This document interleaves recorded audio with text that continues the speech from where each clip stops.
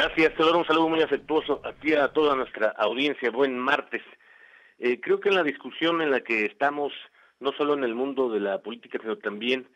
muy involucrados, que deberíamos tener ese acento respecto de la discusión y también promoción, y hay que decirlo con, digamos, la implantación, con todos los escenarios que se han propuesto en el mundo y en México, que no lo hemos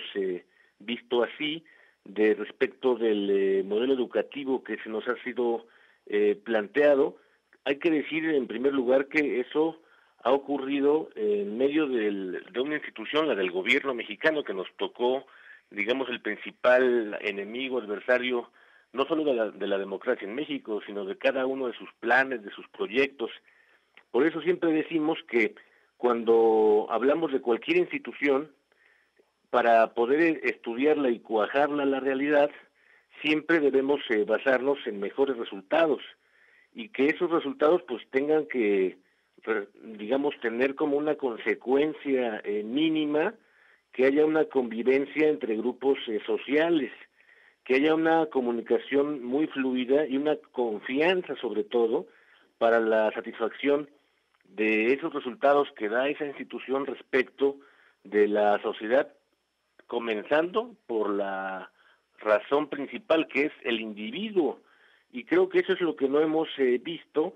respecto de toda esta discusión que se ha puesto, es verdad, sobre el reflector únicamente por lo que hace a uno de sus instrumentos, desde luego pésimamente diseñados, que son el rubro de los libros de texto.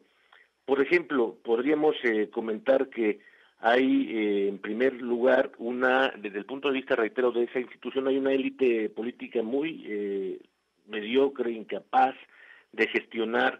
lo que sea mejor para el aprendizaje de toda su sociedad.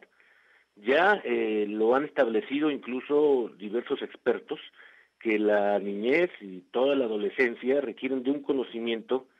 que no esté fragmentado para poder incorporarnos a todo ese escenario global que planteamos del conocimiento. Ese escenario, como sabemos, pues también implicaría,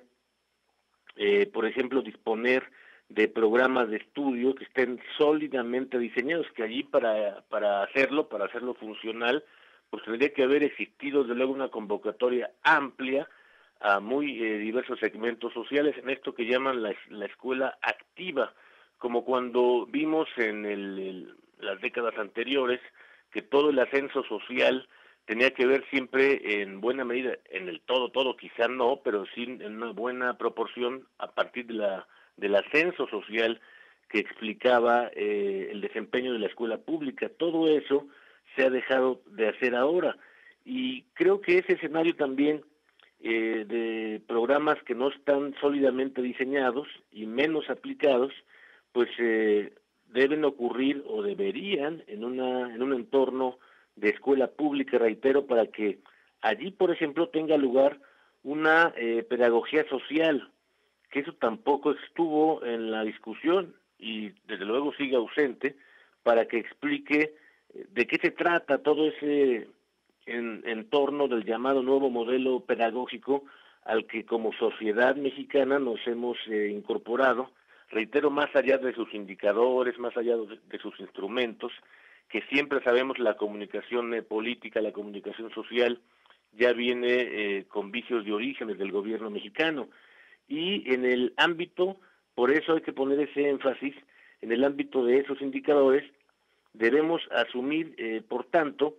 que toda esa discusión sobre los libros de texto son únicamente ese instrumento que fue, reitero, muy mal planeado y menos ejecutado. Según hay un estudio muy bueno que hizo don Gilberto Guevara Nieves, el director del Instituto de Investigación Educativa de la Universidad de Guadalajara, y que así lo ha documentado, y además un notable experto, lo mismo en el planteamiento teórico que en la práctica educativa. En ese sentido, creo que hay muchas razones para hacer notar que el grave problema es que también no se hizo esa pedagogía social. Conviene, por ejemplo, recordar, como dijo muy bien Humberto Eco, en esa anécdota que todos vimos en El nombre de la rosa, respecto a la discusión que tenía el aprendiz con el viejo fraile, cuando le planteaba que la pureza es una virtud, pero es una virtud que se debilita con la prisa.